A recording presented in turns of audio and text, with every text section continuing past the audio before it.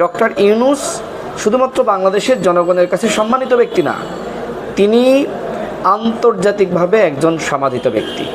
তার মতন মানুষের কাছে কেন নির্বাচন চেয়ে আন্দোলন করতে হবে? এটি তো আসলে এক ধরনের অসম্মান, তাকে ছোট করা। আমরা সেটি চাই না।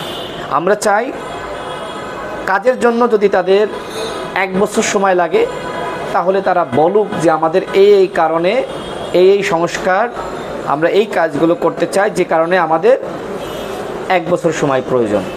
যদি তাদের 6 মাস সময় লাগে, তাহলে তারা বলুক যে আমাদের এই কাজগুলো করতে হবে, 6 মাস দরকার। অর্থাৎ তারা একটি প্ল্যান ওয়ার্ক আমাদের কাছে প্রকাশ করুক। এই সময়ের মধ্যে যদি কাজ না হয়, তাহলে তারা পরবর্তীতে বলবে যে আমাদের আরও সময় প্রয়োজন। অর্থাৎ আমরা চাই তারা জাতির কাছে সব কিছু স্পষ্ট রাখুক, এবং যে রাজনীতি আমেরিকা ইউরোপে হয়, সেই রাজনীতির আদলে বাংলাদেশের রাজনীতি প্রতিষ্ঠা করা এবং বাংলাদেশের কালচার ডেভেলপ করা। বাংলাদেশে গণতন্ত্র ছিল না, ভবিষ্যতে কিভাবে গণতন্ত্র রাখা যায়, সেই ধরনের একটি সংস্কার কিন্তু আমাদেরকে করতে হবে। বাংলাদেশের বিচার বিভাগকে সংস্কার করতে হবে, বাংলাদেশের অ্যাডমিনিস্ট্রেশনকে সংস্কার করতে হবে, পুলিশকে সংস্কার করতে হবে। সামগ্রিকভাবে সর্ব জায়গায় আমাদের সংস্কার দরকার। সেই সংস্কারগুলোর জন্য একটি ফ্রেমওয়ার্ক প্রকাশ করলে সেটি আসলে খুব ভালো হতো। সামগ্রিকভাবে তার বক্তব্য খুবই মানুষের কাছে পছন্দনীয় হয়েছে। বিশেষ করে তিনি কোনো পেপার দেখে বক্তব্য দেননি।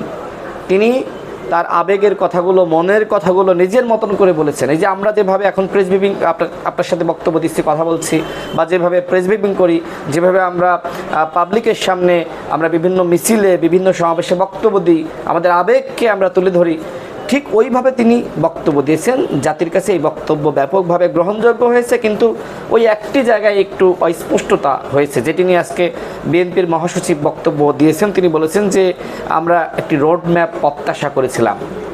তো হয়তো এই মেসেজ ইতিমধ্যে তার কাছে চলে গিয়েছে। ডক্টর ইউনূস জনগণকে গুরুত্ব দেন, রাজনৈতিক দলগুলোকে গুরুত্ব দেন। যেহেতু দলগুলোর পক্ষ থেকে এখন দাবি এসেছে একটি রোড ম্যাপ প্রকাশ করার, আই থিঙ্ক এই অন্তর্বর্তীকালীন সরকার সেটিও করবেন। আজকে 3 জন উপদেষ্টাদের সাথে আমাদের কথা বলার সুযোগ হয়েছে, আইন উপদেষ্টা, শিক্ষা উপদেষ্টা এবং বিদ্যুৎ ও জ্বালানি উপদেষ্টা। তাদেরকেও আমরা একই কথা বলেছি যে এইখানে আসলে দলগুলো একটি রোড ম্যাপ চাই, যেটা আমরা আমাদের পাবলিক ফাংশনে আমাদের বক্তব্য আমরা দিয়েছি, সব জায়গায় বলে আসছি। তো হয়তো এই যে নানান জটিলতা, তারা বসার পর থেকেই অমক তমক বিভিন্ন গোষ্ঠী আন্দোলন করেই যাচ্ছে, তাদেরকে কাজ করার হয়তো সুযোগ দেয়নি, যে কারণে যে প্ল্যান ওয়ার্ক আসলে করার দরকার ছিল সেটি হয়তো তারা করতে পারেনি। এটি আমরা মেনে নিয়েছি।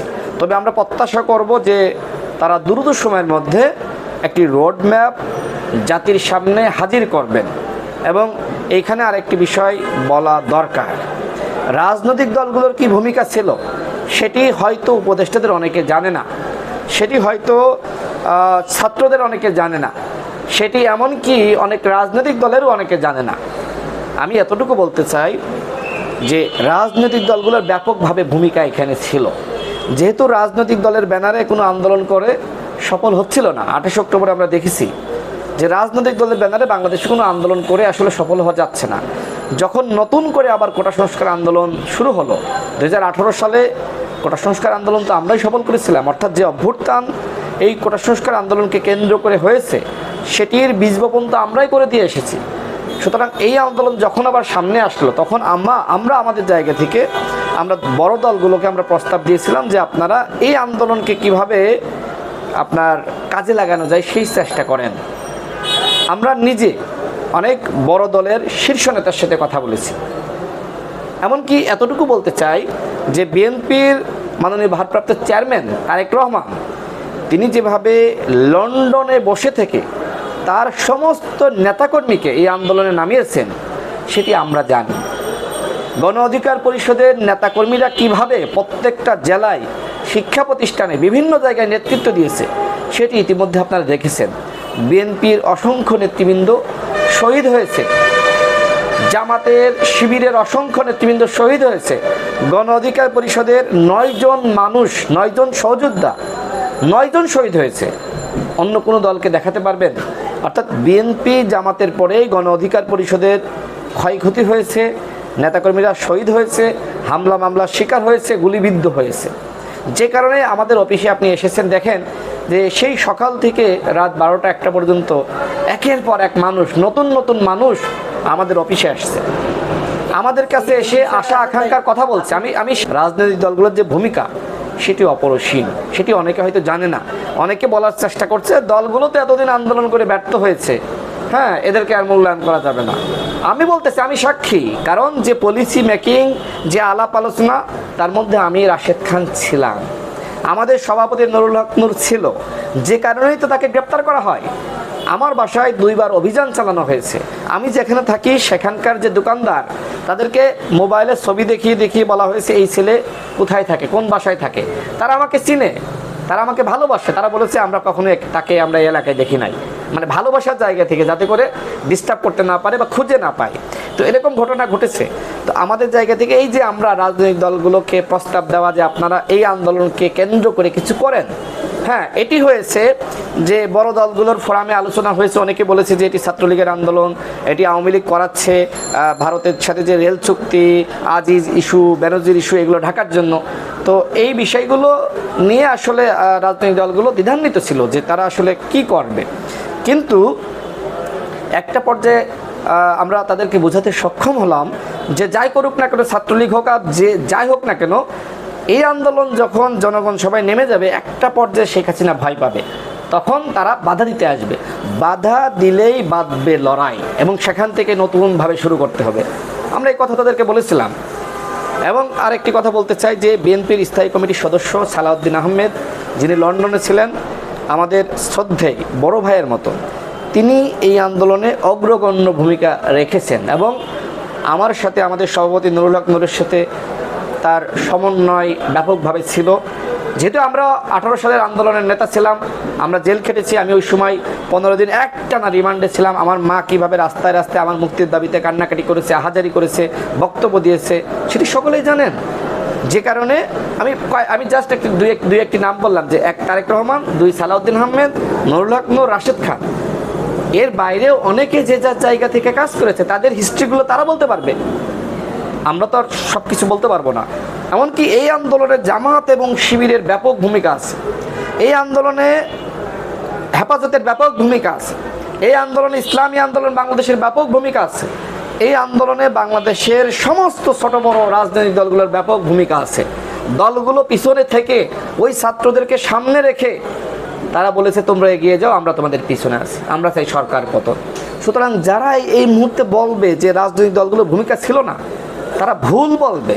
সুতরাং যে কোনো কিছু করার ক্ষেত্রে রাজনৈতিক দলগুলোর মূল্যায়ন, তাদের মতামত রাখতে হবে। হ্যাঁ, যেহেতু রাজনৈতিক দলের ব্যানারে আন্দোলন করে সফল হওয়া যাচ্ছিল না, সামাজিক আন্দোলন করে সফল হতে হয়েছে। এবং আরেকটি ব্যাপার হলো যে রাজনৈতিক দলের আন্দোলনে ভয়ে সাধারণ মানুষ অন্তর্ভুক্ত হচ্ছিল না। বিএনপি, গণ অধিকার পরিষদ, জামাত ইসলাম, গণতন্ত্র মঞ্চ, অন্যান্য দল, আমরা সবাই মিলে আন্দোলন করেছি না, তো সাধারণ মানুষ তো নামছিল না ভয়ে। এমন না যে সমর্থন ছিল না, শেখ হাসিনার পতন চায় না, সেটি না, ভয়ে নামতে ছিল না। কিন্তু সামাজিক আন্দোলন তো ওই ভয়টা ওইভাবে কাজ করেনি, মানুষ সবাই নেমে গেছে। আর যখন 300 থেকে 400 জনকে হত্যা করা হয়েছে, তখন তার কোটা সংস্কার আন্দোলনের দাবি থাকে না, তখন সরকার পতনের দাবি। তখন ছাত্রদেরকে বলা হলো যে তোমরা যদি এক দফার ঘোষণা দাও, রাজনৈতিক দলগুলো সমস্ত শক্তি নিয়ে এবার ফাইট দিবে, হয় বাঁচবো বা মরবো। এই কথা ছাত্রদের সাথে সমন্বয় হয়েছিল। ছাত্ররা অস্বীকার যেতে পারবে না, কারণ আমরা তো তাদের সাথে কথা বলেছি।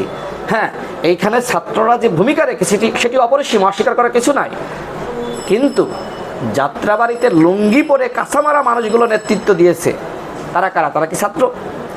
উত্তরাতে এরকম অসংখ্য মানুষ কাঁচা মেরে নেতৃত্ব দিয়েছে। মোহাম্মদপুরে টেলিভিশন চ্যানেলগুলোতে গোল করে দেখাচ্ছে এ কোন ছাত্র, লুঙ্গি পরা কাঁচামারা। আম জনতা, হকার, রিক্সা চালক সকলে নেমে গিয়েছে, কোনো মানুষ বাঁচছিল না। এমনকি প্রাইভেট ব্যাংকের কর্মকর্তারা, আমার পরিচিত, তারা আন্দোলনে নেমে গেছে। সরকারি কর্মকর্তারা আন্দোলনে নেমে গেছে। আপনি কোনো একটি মানে শিল্পীরা, সাংস্কৃতিক কর্মীরা, প্রত্যেকটা পর্যায়ের মানুষ নেমে গিয়েছে, হুজুররা নেমে গিয়েছে, আপনার মাদ্রাসার শিক্ষার্থীরা নেমে গিয়েছে। আপনি কাউকে বাদ দিতে পারবেন না। অর্থাৎ এই আন্দোলন শুধুমাত্র ছাত্রদের আন্দোলন যদি বলা হয় সেটি ভুল হবে। এই আন্দোলন আম জনতার আন্দোলন, রাজনৈতিক দলগুলোর আন্দোলন, ছাত্রদের আন্দোলন, কৃষক, হকার, শ্রমিক সবার আন্দোলন, সরকারি কর্মকর্তাদের আন্দোলন। এটি একটি সামগ্রিক আন্দোলন, এবং এই যে গণভ্যুত্থান এটিকেই বলে। যেখানে সবাই নেমে যায়।